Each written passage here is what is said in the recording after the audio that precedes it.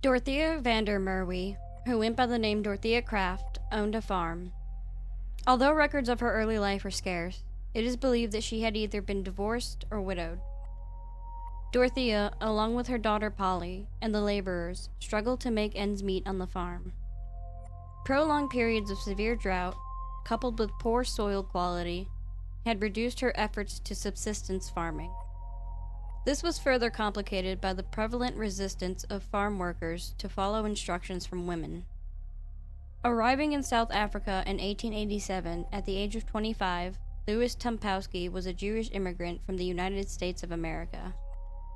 His destination was Johannesburg, a small yet swiftly growing mining town.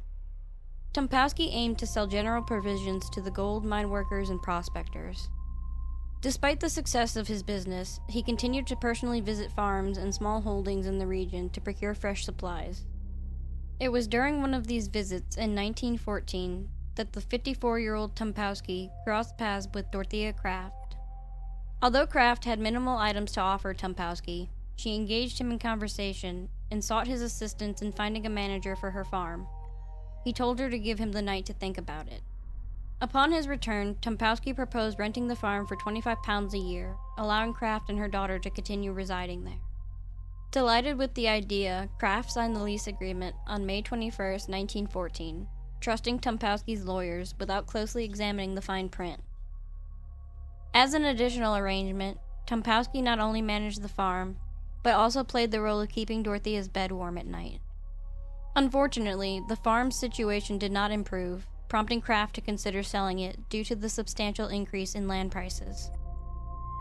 The profit from the sale could provide a comfortable living for her and her daughter. Additionally, Tamowski showed no inclination to marry her, further influencing her decision.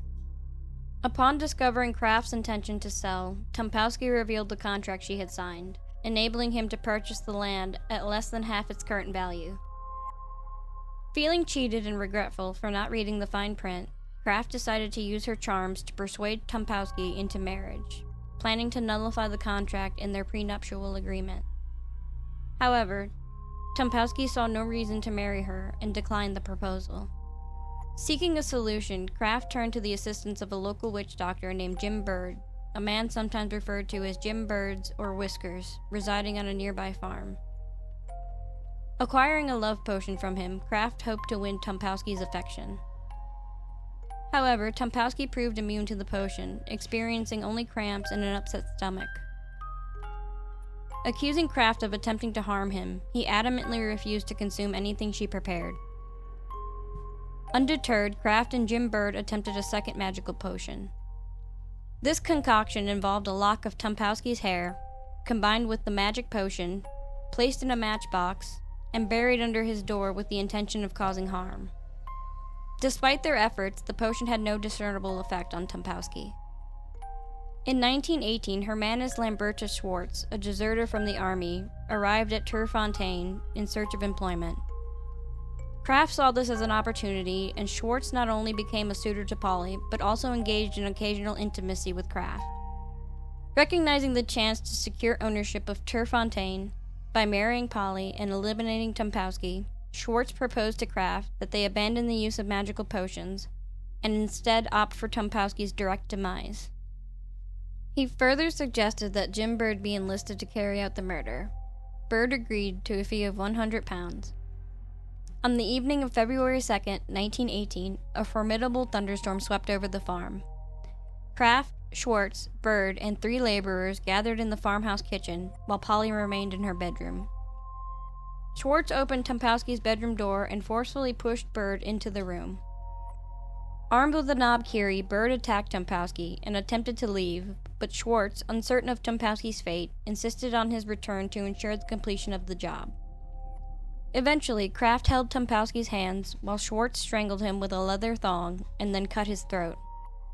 Kraft implored Bird to employ his magic to conceal Tamowski's blood, offering an additional £100, but Bird fled the scene.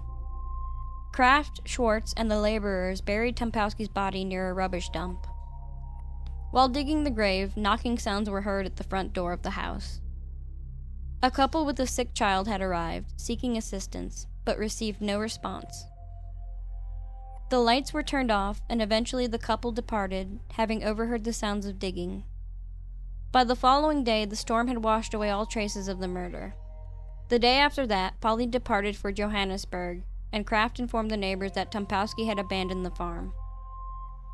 Under the pretext of fearing to live alone on the farm, Kraft stayed with one of the neighbors temporarily. A potential buyer expressed interest in the farm, but negotiations proved challenging for Kraft, as the buyer was aware of Tamowski's first right to purchase the property and insisted on dealing with him directly. Meanwhile, another neighbor, Michael Den Yeshin, found Kraft's account suspicious and eventually reported his concerns to the local police. Den Yeshin's cousin Johanna wrote to Tamowski's sister, Mrs. Hetty Saltman, in Rhodesia, informing her of Tamowski's disappearance. The prospective buyer also contacted Mrs. Saltman. Considering this information and Johanna's letter, Miss Saltman dispatched her husband, Mr. Joseph Louis Saltman, to investigate the matter. She also reached out to the police, who visited Turfontaine. Kraft asserted that Tamowski had departed without paying the annual rent of £25 and even attempted to claim it from Mrs. Saltman. However, Saltman was aware that Tamowski was not facing any financial difficulties. The police became aware of the option clause in the rental agreement between Kraft and Tamowski. However, lacking a body, they hesitated to pursue the matter. It wasn't until July 20th, 1920 that the police decided to launch an extensive search of the farm. This involved digging up the garden, draining the well, demolishing walls, and lifting floorboards. The on-site investigation lasted 6 weeks. Despite their efforts, no evidence was found, leading to desperation within the police force. In a last attempt, a reward for £100 was offered for any information. The police investigation eventually led to Jim Bird, and on August 20th, 1920, they interviewed him. Overcome by fear of the police, Bird quickly confessed under questioning, admitting to his involvement in the murder.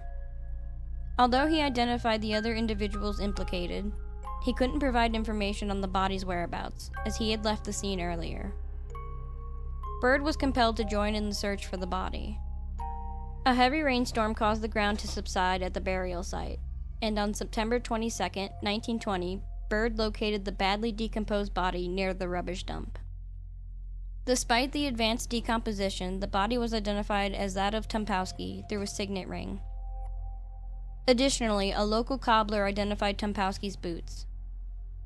Dorethea Kraft, Hermanus Lambertus Schwartz, and the 3 laborers were subsequently arrested for murder. During the proceedings, it was disclosed that Tamowski's cause of death was the fractured skull inflicted by Bird. In exchange for leniency, Bird became a Crown witness. He asserted that Kraft had rewarded him with both money and sexual favors for his role in the murder, a claim she did not dispute. Kraft and Schwartz received death sentences, while the laborers were acquitted. Both Kraft and Schwartz were subsequently hanged at Pretoria Central Prison in 1921. Thank you all so much for watching. If you enjoyed this video, please give it a thumbs up and hit the subscribe button to join our community. We upload every Monday and Thursday at 4 p.m. For more content like this, be sure to check out our other videos on the channel. You can also follow us on our other social media platforms for uploads and updates. Thanks again for watching, and we'll see you in the next video.